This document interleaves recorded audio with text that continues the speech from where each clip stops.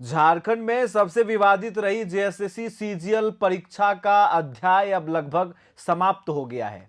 लेकिन इसका अंत वैसा नहीं हुआ जैसे लाखों अभ्यर्थी उम्मीद कर रहे थे।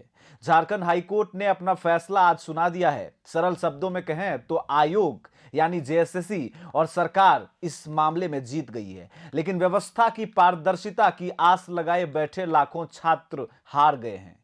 हाईकोर्ट ने सीबीआई जांच की मांग वाली याचिका को सिरे से खारिज कर दिया है और रिजल्ट जारी कर नियुक्ति प्रक्रिया शुरू करने का भी आदेश दे दिया है। इस मामले में आपको पता होगा कि पिछले सुनवाई में कहा गया था कि दोनों तरफ से बयानों को सुन लिया गया है और हाईकोर्ट ने सुनवाई को सुरक्षित रख लिया था।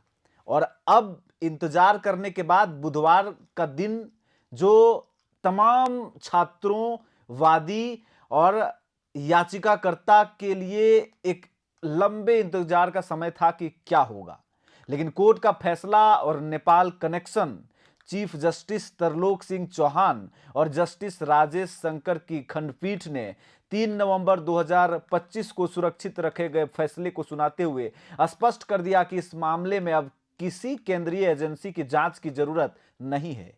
कोर्ट ने माना कि सीआईडी और एसआईटी की जांच सही दिशा में चल रही है, हालांकि एक पेंच अभी भी फंसा हुआ है। कोर्ट ने उन 10 अभ्यर्थियों का रिजल्ट रोकने का आदेश दिया है जिन्होंने नेपाल में रहकर परीक्षा की तैयारी की थी। यह हंसने वाली बात है, क्योंकि इसी जांच प्रक्रिया के तहत ये बातें सामने आई कि कुछ लोग नेपाल जाकर के प्रश्न पत्र रट करके आए हैं और उस पर अभी जांच चल ही रही है।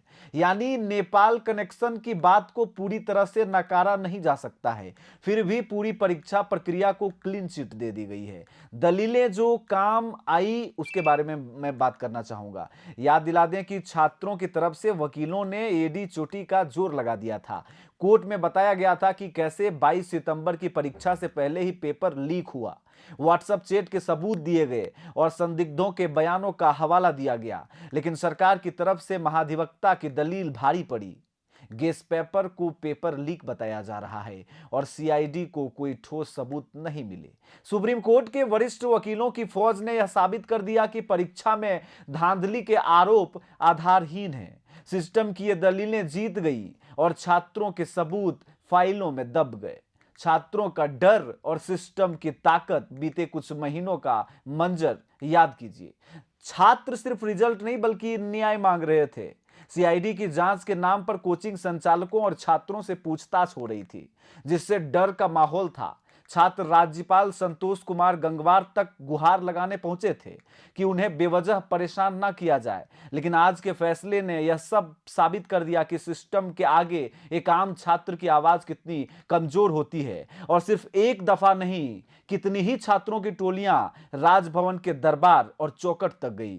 2025 पदों पर नियुक्ति तो अब हो जाएगी, लेकिन उन हजारों सवालों का क्या होगा जो इस परीक्षा की पवित्रता पर सवाल उठाए खड़े थे? उसका क्या होगा जिसका कनेक्शन नेपाल से रहा है? क्या 10 लोगों के रिजल्ट को रोक करके उन तमाम लाख अभ्यर्थियों में बनने वाले प्रश्नवाचक चिन्ह का जवाब मिल पाएगा? अब जेएसएससी रिजल्ट जारी करेगा, नियुक्तियां होंगी और सरकार इसे अपनी उपलब्धि बताएगी। लेकिन झारखंड के इतिहास में यह परीक्षा हमेशा सवालों के घेरे में रहेगी। एक तो 10 साल बाद इस परीक्षा पर अब अंतिम मुहर लगने जा रही है। जिस तरह से सीबीआई जांच की मांग को खारिज किया गया है, उससे छात्रों के मन में यह टीस रह गई कि क्या वाकई उन्हें न्याय मिला।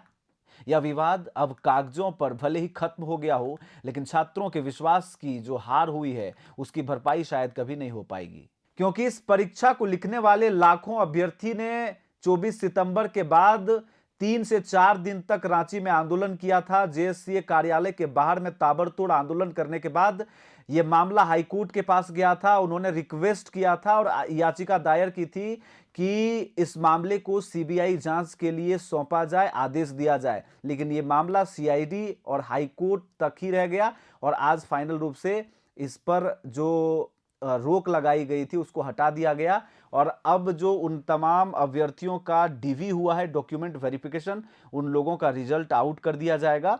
एक तरफ इसका सकारात्मक पहलू यह है कि एक लंबे अरसे से लंबित परीक्षा को जो कह सकते हैं कि निराधार तरीके से एक विवाद का हिस्सा था, उसको अब कहीं ना कहीं विराम चिन्ह मिल गया है। अब ये परीक्षा की अटकलें खत्म हो गई है, रिजल्ट आउट के बाद इसका रास्ता क्लियर हो जाएगा।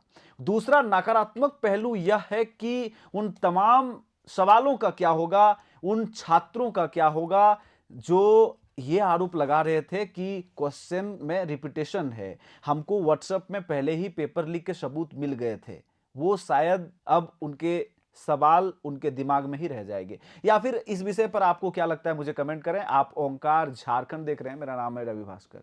नमस्कार।